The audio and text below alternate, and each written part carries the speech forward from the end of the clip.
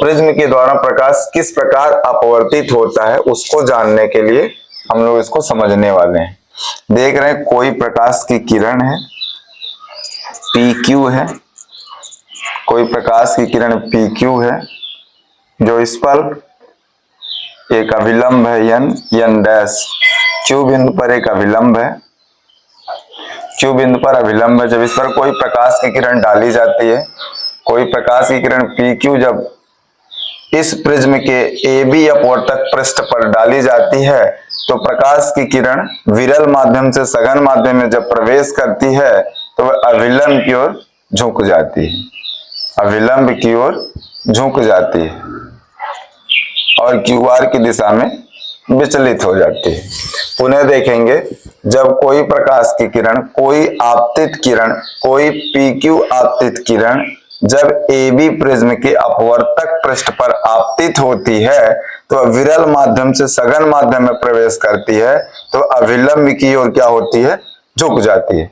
वास्तव में प्रकाश किरण को सीधे जाना चाहिए था, प्रकाश की किरण को, आपतित किरण को कुछ इस प्रकार जाना चाहिए था, लेकिन वे अभिलंब की ओर झुक गई। क्यों झुक गई? क्योंकि विरल माध्यम से सघन माध्यम में जा रहे थे। तो हमने यहां से क्या निकाला, जब कोई आपतित किरण PQ प्रिज्म के अपवर्तक पृष्ठ AB पर आपतित होती है तो वह अभिलंब की ओर झुक जाती है तथा QR दिशा में विचलित हो जाती है। अब देखते हैं, जब QR प्रकाश की किरण अपवर्तक पृष्ठ AC पर आपतित होती है तो यह विरल माध्यम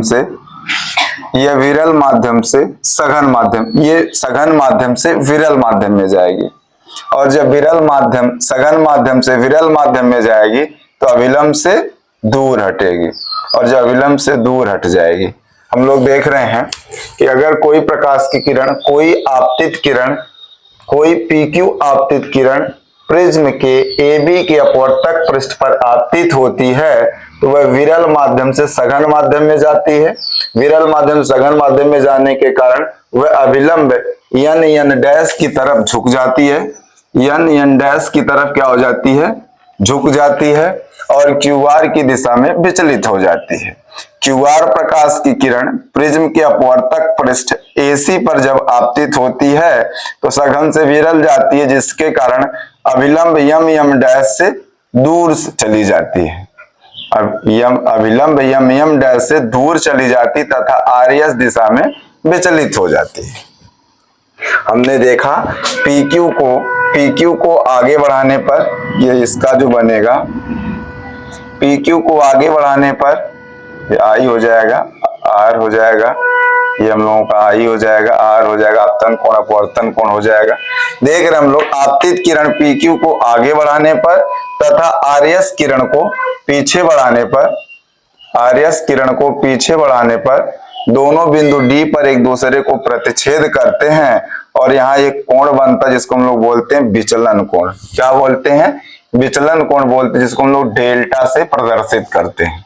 पूरी बात आपके सामने है, एक बार पुनः देख लेते हैं हम लोग किस प्रकार हो रहा। एक कोई आपतित किरण PQ है जो प्रिज्म के अपवर्तक पृष्ठ AB पर आपतित होती है, जो विरल से सघन माध्यम में जाने के कारण अभिलंब n डैश की तरफ झुक जाती है तथा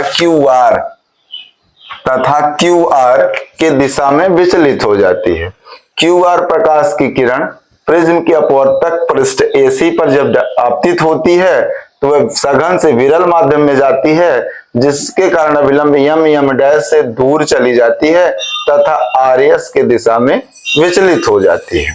तो आपतित किरण PQ को आगे बढ़ाने पर तथा निर्गत किरण RS को पीछे बढ़ाने पर दोनों एक बिंदु D पर एक दूसरे को काटती हैं, अतः यहाँ पर एक कोण बनता है जिसको हम लोग बोलते हैं विचलन कोण।